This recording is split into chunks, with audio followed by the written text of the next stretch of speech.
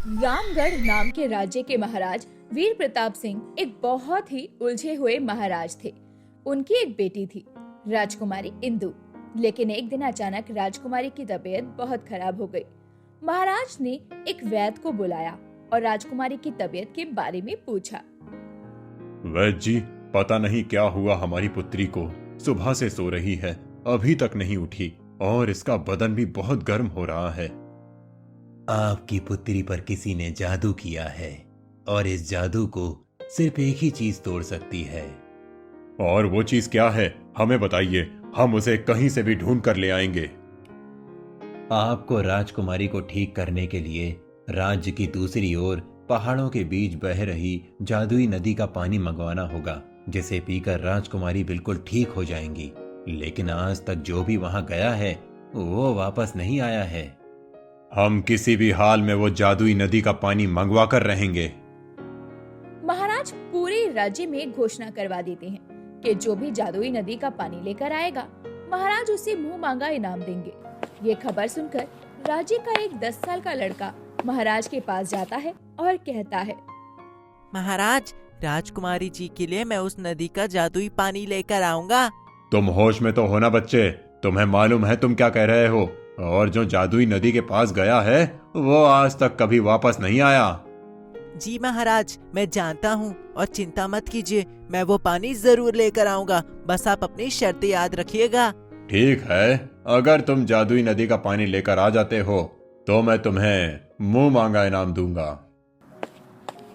राहुल जादुई नदी का पानी लेने के लिए वहाँ से निकल जाता है। रास्ते में उसे कुछ लोग एक पेड़ के पास बातें करते हुए नजर आते हैं। क्या तुमने गांव के उस पार बहने वाली जादुई नदी के बारे में सुना है? हाँ, सुना तो है, लेकिन मैंने सुना है आज तक जो भी उस नदी के पास गया है वो लौटकर वापस जिंदा नहीं आया है। क्या तुम्हें मालूम है, महाराज ने हाल ही में घोषणा कराई थी। उन्होंने कहा था जो भी उस नदी से पानी लेकर आएगा उसे महाराज मुंह मांगा इनाम देंगे। लेकिन कोई भला अपनी जान खतरे में डालकर उस नदी के पास क्यों जाएगा, जबकि सबको मालूम है जो भी वहां गया है आज तक लौट कर नहीं आया। हाँ, बात तो सही है। सुना है कि राजा की बेटी बहुत बीमार है, उसे किसी ने श्राप दिया है और अब जब तक उसके ऊपर जादुई नदी के पानी का छिड़काव नहीं होगा तब तक वो ठीक नहीं होगी। अब जिसको ज्यादा पैसों की जरूरत होगी वही उस नदी के पास जाएगा। हमें क्या करना, हमें तो अपनी जान ज्यादा प्यारी है। गांव के उन लोगों की बातें राहुल सुन रहा होता है। मेरे घर के हालात कुछ अच्छे नहीं हैं। मुझे वो जादुई पानी लेकर आना ही पड़ेगा, तभी मैं अपनी माँ का इलाज करवा सकूंगा।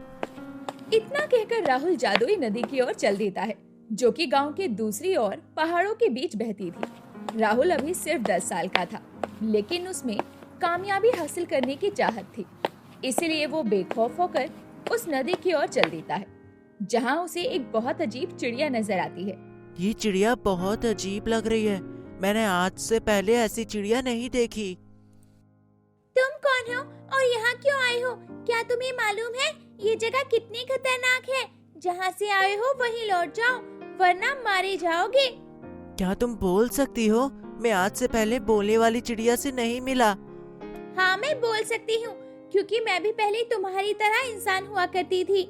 लेकिन जब मैं उस नदी का पानी पीकर आई तो मैं एक चिड़िया बन गई। और मेरी तरह यहाँ पर और भी बहुत सारे पक्षी हैं जो नदी का पानी पीकर अलग अलग तरह के पक्षी और जानवर में बदल गए हैं। लेकिन ऐसा क्यों होता है? अगर उस नदी के पानी को पीकर कोई भी इंसान पक्षी या जानवर बन जाता है तो महाराज ने राजकुमारी के लिए जादुई नदी का पानी क्यों मंगवाया? इन सब के पीछे भी एक चाल है। जादुई नदी का पानी महाराज ने नहीं, बल्कि उस बुरे जादूगर ने बनाया है, जो महाराज को इस नदी का पानी पिलाकर एक पक्षी में बदलकर उनके राज्य पर कब्जा करना चाहता है। अगर ऐसी बात है तो मैं ये जादुई पानी जरूर लेकर जाऊंगा और उस जादूगर को मजा चखाऊंगा। जितना आसान तुम सोच रहे हो, ये उतना भी आसान नहीं है। पानी के अंदर एक बड़ा सा मगरमच्छ रहता है, जो वहाँ आने वाले हर उस इंसान को खा जाता है।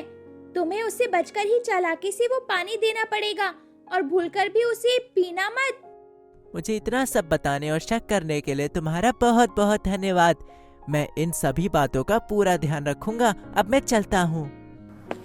इतना कहकर राहुल उस जादुई नदी के पास पहुंच जाता है। रास्ते में वो एक बड़ा सा डंडा भी उठा लेता है और उस पर एक नुकीला पत्थर बांध देता है। जैसे ही वो नदी से पानी भरने की कोशिश करता है, तभी वहाँ बड़ा सा मगरमच्छ आ जाता है। जैसे ही राहुल पर वो वार करने वाला था, राहुल उस नुकीले पत्थर वाले डंडे से मगरमच्छ पर वार करता है, जिसमें से एक चमत्कारी रोशनी निकलती है और एक खूबसूरत परी उस मगरमच्छ से बाहर आती है। क्या तुम ही वही मगरमच्छ हो जो यहाँ आने वाले लोगों को खा जाती हो? हाँ, तुमने सही कहा। मुझे एक महान ऋषि ने श्राप दिया था कि मैं हमेशा के लिए एक मगरमच्छ बनकर रह जाऊंगी, क्योंकि मुझे अपनी खूबसूरती पर बहुत घमंड था। जब मैंने उन ऋषि से माफी मांगी तो उन्होंने कहा कि एक वीर ही तुम्हें इस श्राप से मुक्त कर सकता है, जो तुम्हारी पीठ पर बीचों बीच वार करेगा। तब तुम इस श्राप से मुक्त हो जाओगी। तुमने मेरी जान बचाई है। बताओ, मैं तुम्हारे लिए क्या कर सकती हूँ? मुझे तुमसे कुछ नहीं चाहिए, लेकिन जो भी इंसान इस नदी का पानी पीकर पक्षी व जानवर बन गए हैं, उन्हें तुम वापस से इंसान बना दो। ठीक है, मैं ऐसा ही करूंगी। राहुल उस नदी का पानी लेकर वहाँ से महल की ओर चल देता है और जो भी इंसान पक्षी और जानवर बने थे, वो सभी वापस अपने इंसानी रूप में आ जाते हैं। राहुल महल जाकर महाराज को पूरी सच्चाई बताता है। उसके साथ में चिड़िया बना वो इंसान भी जाता है, जो कि उसी के राज्य का मंत्री था। पूरा सच जानने के बाद महाराज जादूगर को गिरफ्त में ले लेता है और यहाँ पर भी परी उसकी मदद करती है, राजकुमारी को वापस होश में लाने के लिए। ये सब हो जाने के बाद महाराज अपना वादा पूरा करते हैं और राहुल और उसके परिवार के लिए एक बहुत ही सुंदर घर बनवाते हैं। साथ ही उन्हें रहने और खाने की सारी सुविधाएं देते हैं। इसके बाद राहुल की माँ का इलाज भी बहुत अच्छे से हो जाता है। वो सब खुशहाल जीवन जीते।